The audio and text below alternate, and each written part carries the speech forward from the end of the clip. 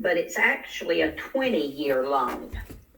So they're going to make a payment of $792.24 every month for 20 months.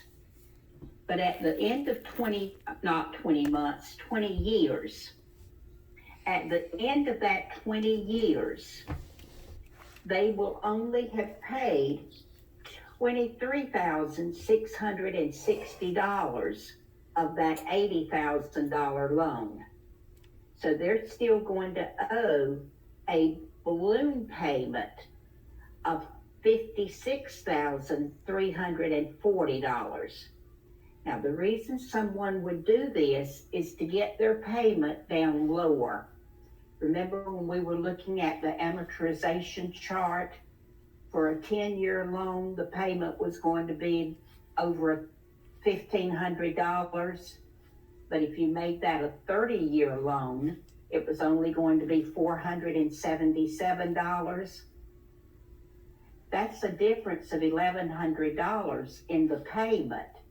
So someone may choose to do the 30-year amortization and pay just $477.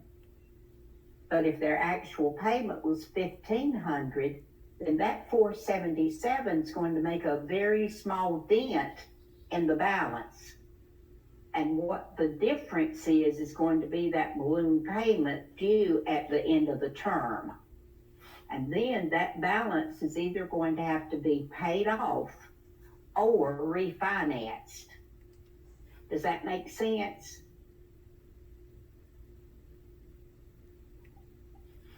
You'll see balloon payments quite often in commercial deals. Sometimes in owner financing, they'll do balloon payments.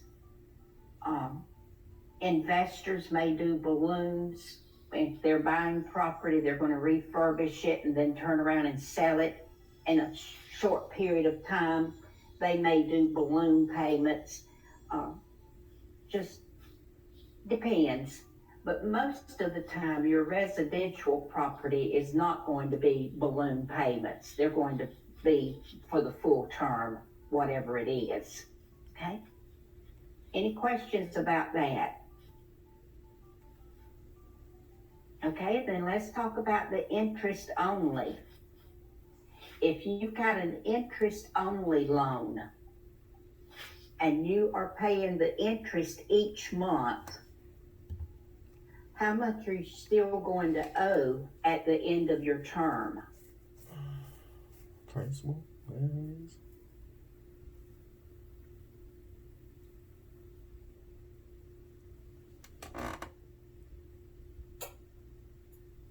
all of the principal, right? You're going to owe every penny that you bought if you have just been paying interest only. Now, the bank may let you just pay nothing. Every month, they will add that interest onto your loan. I don't think many banks will do that. But if you were just going to keep that interest only loan for a month or two, they might. And then you would owe all the interest plus the amount of the loan. basically the whole thing. Okay? Any questions about your interest only payments? Pay interest every month and the full amount of your principal at the end of your term.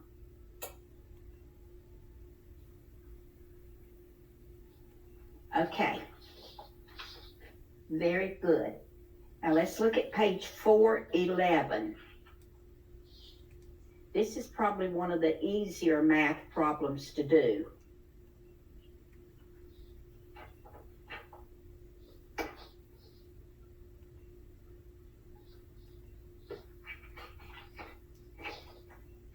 Page 411 through 413. On page 411, down at the bottom, your LTV.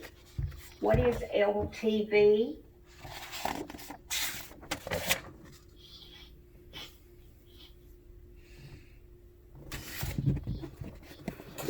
Wait, yeah, this shit's Loan to value, right. That's what LTV Loan to equals? value. You did not That's say that shit. going to determine how much the lender is going to loan on the property. And to calculate your loan to value, you take your loan amount and divide it by the value. And your value will always be the lower of the appraised value or the purchase price. So your loan amount divided by purchase price or appraised price, whichever is less. So in this example, at the bottom of page 411, your loan is $90,000. The value of the property is $100,000. What is your LTV? 90,000 divided by 100,000. 90%, right. If your loan to value ratio is 90%, how much down payment are you making?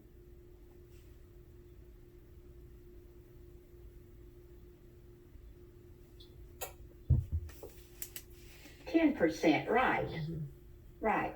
If they're going to loan you 90% of the value, then you're going to put 10% down. Does that make sense to everybody? Mm-hmm. That's probably one of the easier math problems to do. Your loan to value ratio is loan divided by value. Okay. Questions? Why did we not do that before?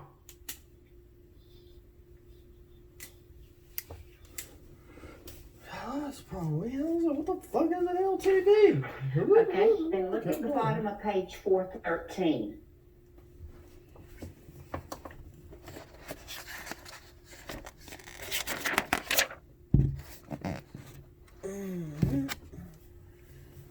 At the bottom of page 13, mortgage factors.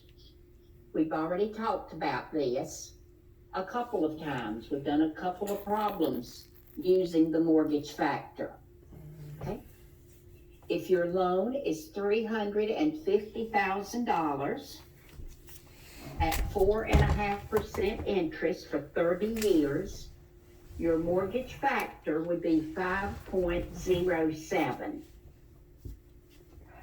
To calculate what your PI payment would be, you would take your loan amount, $350,000, divide by 1,000, and then multiply times 5.07. And that would give you your PI payment.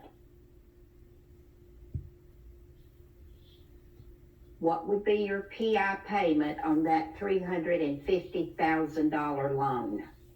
$1,774.50.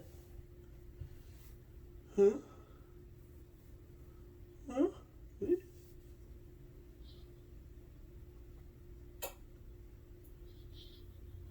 $1,774.50, right. Right. Your payment would be $1,774.50. Okay. Any questions about that? Now remember, that is only your principal and interest payment. If they're asking you to calculate your principal, interest, taxes, and insurance, then you've got to go another step and calculate the TI. But this calculation, loan amount divided by 1,000 times the factor, is just the PI payment. Will they have a chart provided on the exam, or will the problem always state it? On your exam, they will always give you the factor. There will be no chart to look up anything. Just use the factor they give you. Can I explain why we divide by 1,000? Yes. The mortgage factor that they have in this chart is per $1,000. So when we divide the loan amount by 1,000, that gives us the number of thousands. And then we multiply that by the factor to get the PI payment. And sometimes it'll tell you the mortgage factor is per 1,000, but most of the time it does not. You just have to remember that the mortgage factor is per 1,000, just like the tax mill rate is per 1,000 and the North Carolina tax rate is per 100,000. You just have to know that. You just have to know that the factor is per 1,000 also. Okay. Any other question?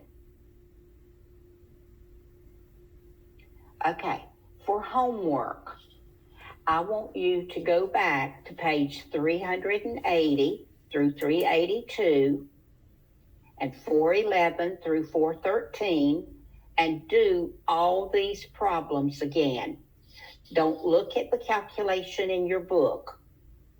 Look at the problem and then calculate it. So cover up the explanation of how to do it and work it. If you cannot work it, then look at the explanation, then cover it up, read the problem, and work it. If you still don't get it right, then read the problem, read the explanation, and then cover it up and do it again. Keep doing it till you get it right. And don't look and just copy the explanation. If you do that, you won't be learning it. Exactly. You won't have anything to copy on your state exam.